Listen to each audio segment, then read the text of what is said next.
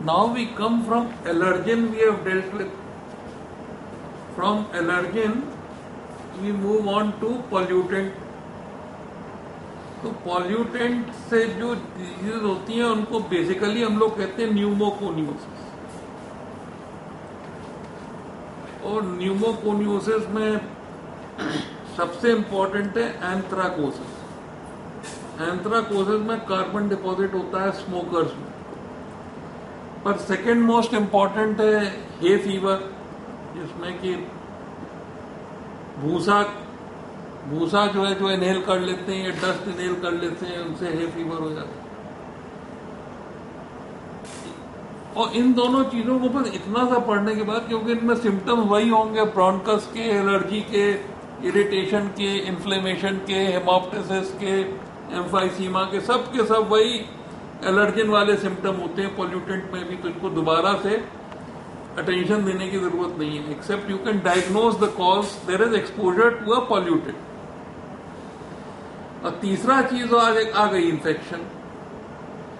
Infection में सबसे common और सबसे स्पेसिफिक इन्फेक्शन टीबी है, ट्यूबरकुलोसिस। तो ट्यूबरकुलोसिस में क्या होता है कि ये माइकोबैक्टीरियम ट्यूबरकुलोसिस जाके लंग में डिपॉजिट हो गया।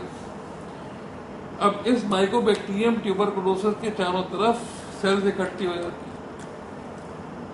सेल्स इकट्ठी हो गई पॉलीमॉर्स, और ये पॉलीमॉर्स ने इसको बैक्टीरिया को इनगल्फ कर लिया। तो इनमें फैट के वैक्यूल्स आ गए, तो they become vacuolated phagocytes, monocytes. इसके बाद इसमें लिम्फोसाइट्स कलेक्ट हो जाती हैं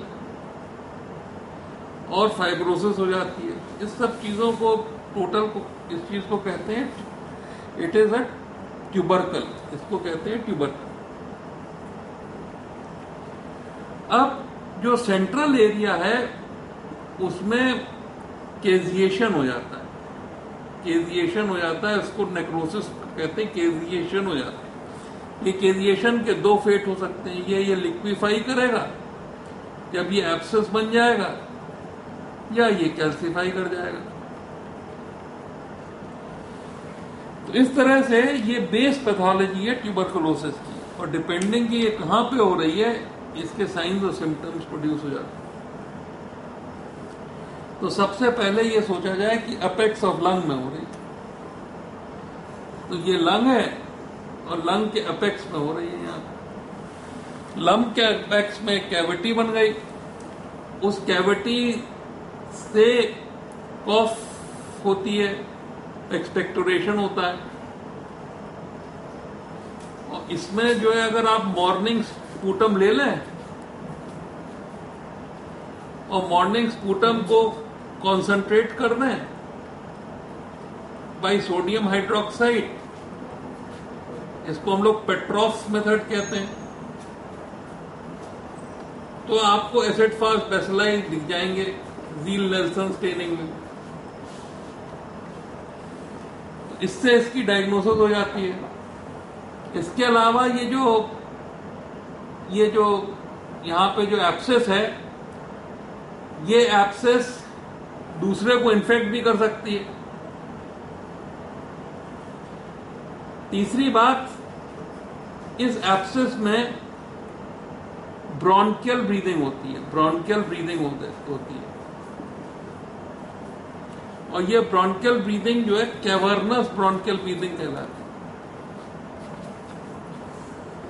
और इसमें अगर कोई लैरिंग से बोलता है तो साउंड ज्यादा करके सुनाई देती है।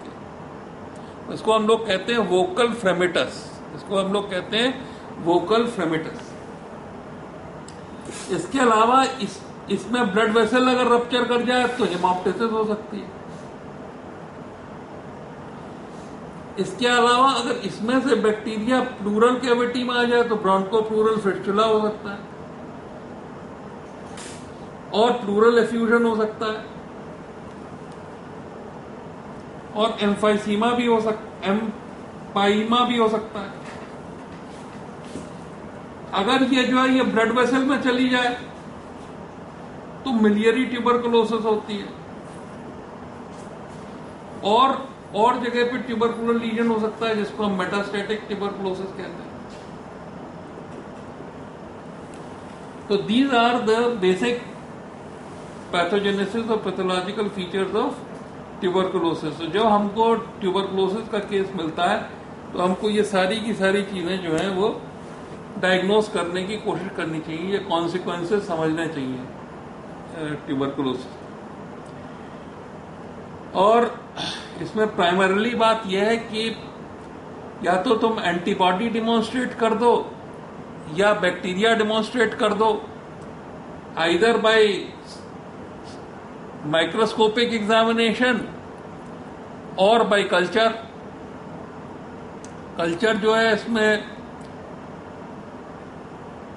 बैकटेक मीडियम पे करते हैं जिससे कि जल्दी कल्चर की रिपोर्ट मिल जाती है, और इसका जो है डॉट्स ट्रीटमेंट है, डायरेक्ट ऑब्जर्वेशन ट्यूबरकुलोसिस ट्रीटमेंट। और इसमें हम लोग 4 ड्रग्स देते हैं 6 महीने के लिए, जिससे कि ये ट्यूबरकुलोसिस का लीजन ठीक हो जाता है। और इसके जो जनरल फीचर्स हैं ट्यूबरकुलोसिस के, वो एनोरेक्सिया है, वेट लॉस है,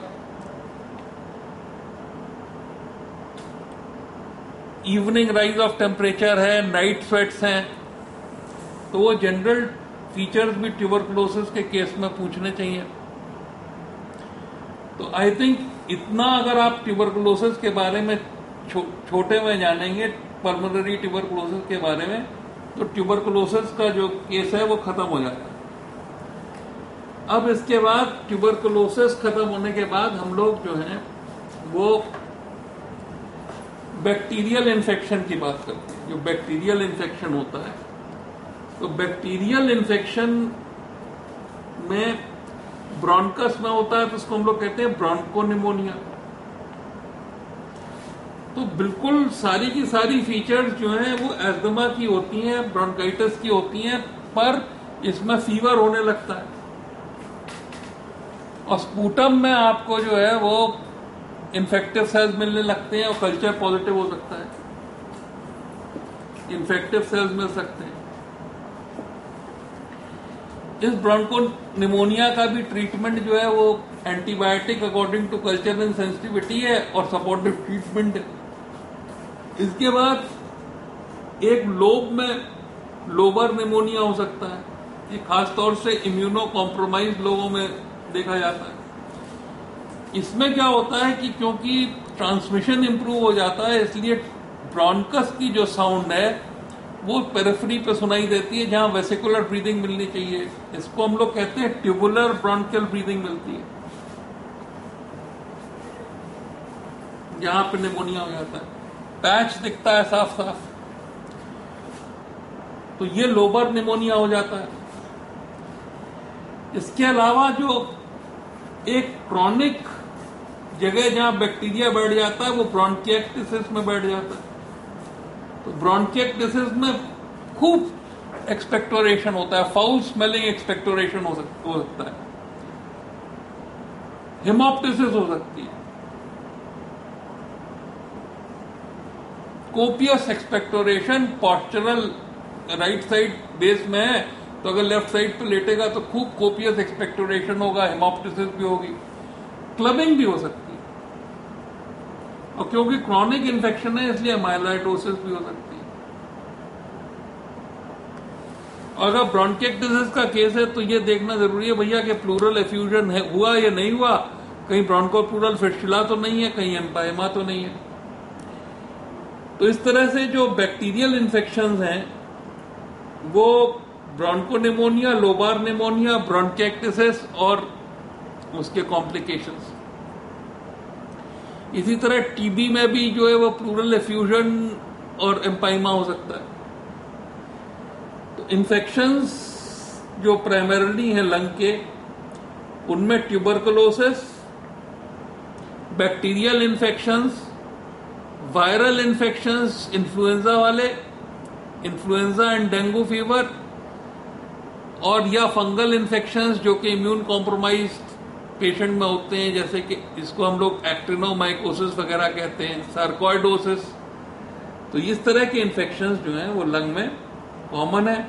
इसमें खास तौर से टीबी जो है वो एपिडेमियोलॉजिकली बहुत ही इम्पोर्टेंट इन्फेक्शन है, और टीबी का जो है जो कंट्रोल प्रोग्राम है, ट्यूबरकुलोसिस कंट्रोल प्रोग्राम और रिवाइज ट्यूबरकुलोसिस कंट्रोल प्रोग्राम, वो एमबीबीएस के लिए बड़ा इंपॉर्टेंट है। कई बार उसमें शॉर्ट नोट्स आते हैं, उसको पढ़ने की जरूरत है।